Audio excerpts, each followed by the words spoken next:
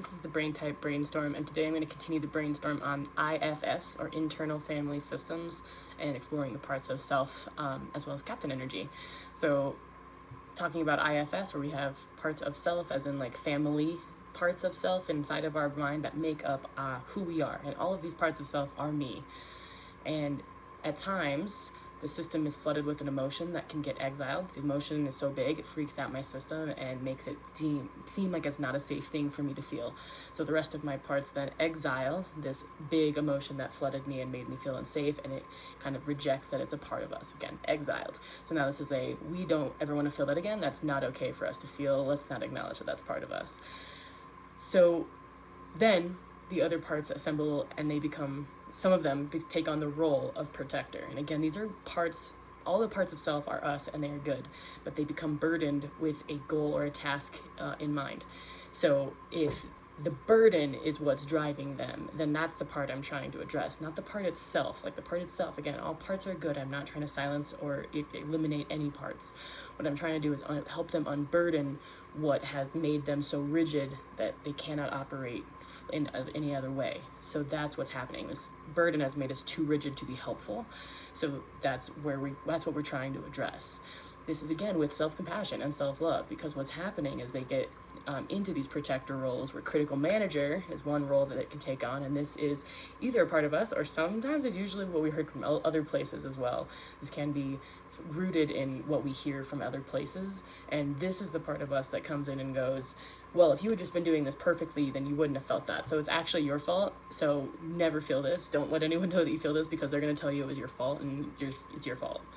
So now this shame is so rooted that I'm now in hustle mode, or hustle culture, performance mode. This is a lot of where we're just like, okay, as long as I'm always doing something, then I'm doing everything I can and everything should be going fine. And it's our way of trying to think that this is a human emotion that I don't have to feel again. It's our way of avoiding how dangerous it felt for real. So then the next part though, because the critical manager is again the preemptive strike. If I can do these things perfectly, then I won't have to feel that way again. But it's a normal human emotion that's been exiled, and it is going to happen again. So what we're doing is we're gaslighting ourselves and setting ourselves up to fail. So when that exiled emotion gets triggered again, because it will, if it's just fear or sadness or stress, heck, I don't know, it could be any emotion. It's different for every human as to like what that is that made us feel, oh, that can't be here. So when that happens again though, in our normal human life, the next part that jumps in is the firefighter. And so this emotion has flooded us again. Critical manager has failed, we've failed.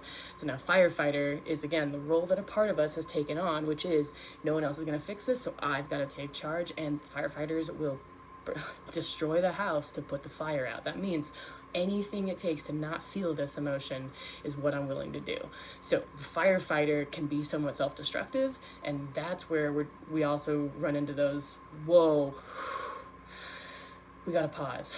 Because what we're trying to do here is, again, trying to activate captain mode. So when I'm pausing and taking a breath, scientifically, I'm trying to calm down the amygdala hijack that's happened. Now, what I'm also here to do, because I covered this in another video, is this one I want to focus on how we can talk to balancing these parts. Because what's happening is, you'll hear, there is a valid reason for each of them to be behaving the way that they're behaving, reacting the way they're reacting. For example, if the exile has been told, you're never allowed to feel this, then they think that if they do not share this right now, they will never be allowed to share again. So that is why it is so vehemently trying to be heard. That makes sense.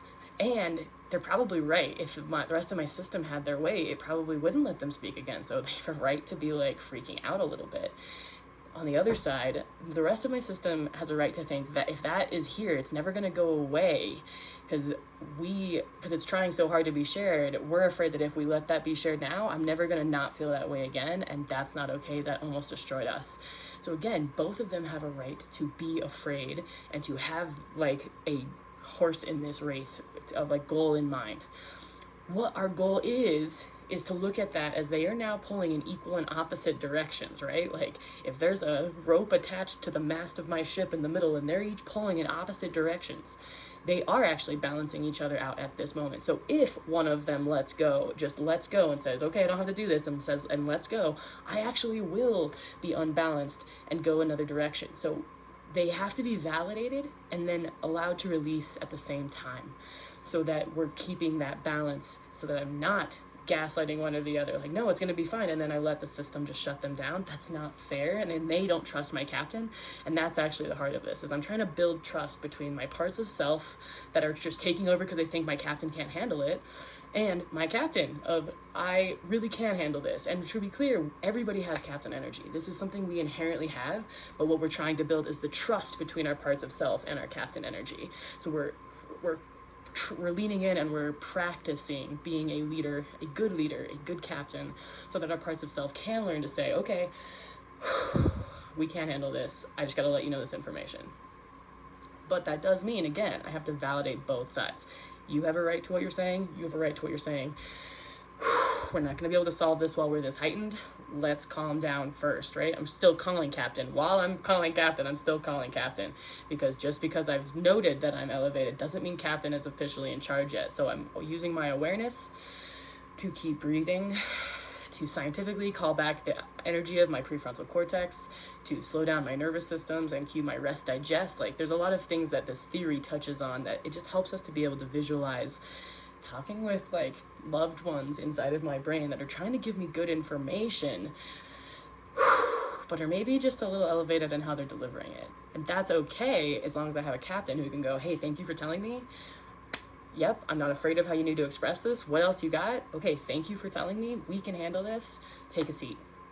Right? Now I feel heard. I'm like, okay, you got it. I really do want you to handle this because I thought I was going to have to. So if we've got a plan, and that means our captain, again, we're building trust. We have to be able to act in a way that actually keeps our system feeling validated and safe. Again, might be uncomfortable, but still safe. So our goal is balance, validate. There's a reason these things are coming to our attention, and I don't need to eliminate them. I need to unburden the parts of self that are coming to me with this information. More to come.